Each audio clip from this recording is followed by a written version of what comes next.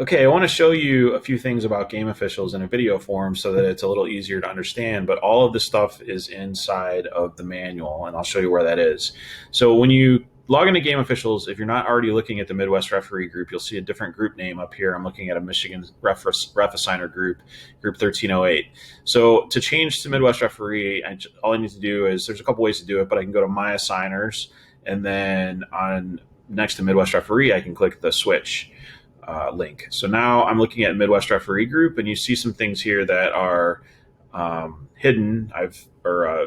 Not hidden, I should say, and some that are hidden. So in order to view the news item that you want to look at, just click on the view link.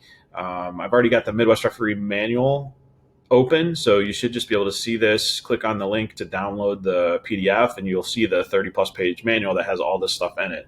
So a news item that I want to highlight is the under 16 work permit. If you're under 16, you should look at this news item and click on the PDF that's at the bottom. In that PDF are the instructions and then the letter that you need to take to your school. It's really simple. You just put your name in it. It's already signed by me. There's nothing for me to fill out for you. You just need to take it to your school, and your school will give you a work permit. It usually only takes them about a day to turn them around. They may tell you a little bit longer, maybe because they're busy, but it's really not difficult for them to submit your work permit and get you a work permit within a day typically.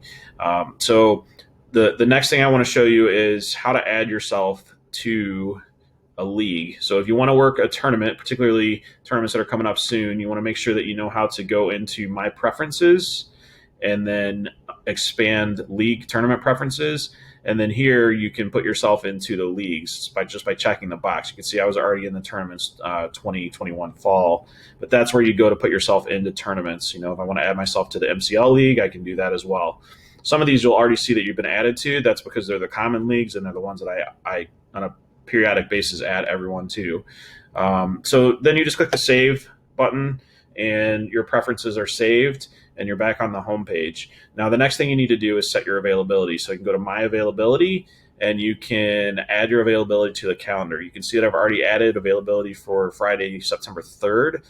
You'll also see that there's a notification up here telling me that I've got conflicting availability, which is okay because I'm actually saying here that I'm available all day the 3rd except for between 1 to 3 p.m.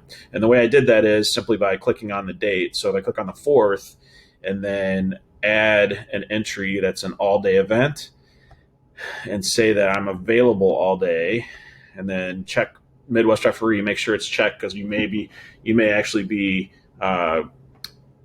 in a different group when you first come in, and so it might not have it as Midwest Referee checked.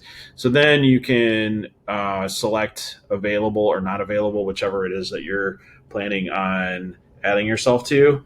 And then there's some other things that you can fill out in here, but that's pretty much all you need to fill out.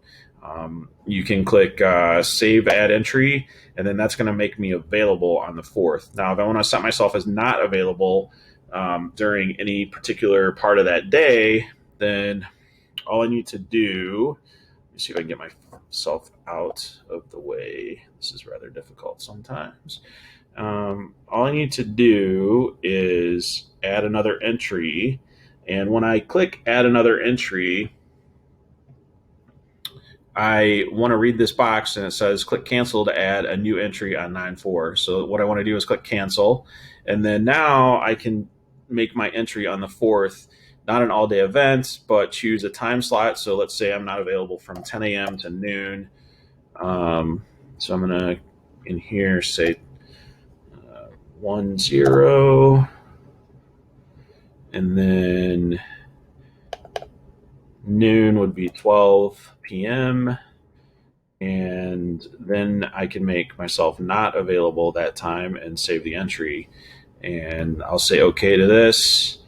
And then I will see that now, based on this chart over here, I've got multiple entries that possibly conflict. But that's okay because I know that I'm basically creating overlapping entries so that I'm not available during that time period on the day that I am available. So that's how you use the availability section. The only other thing I think to point out right now at this point is going to self-assign to assign games. You want to make sure that the date ranges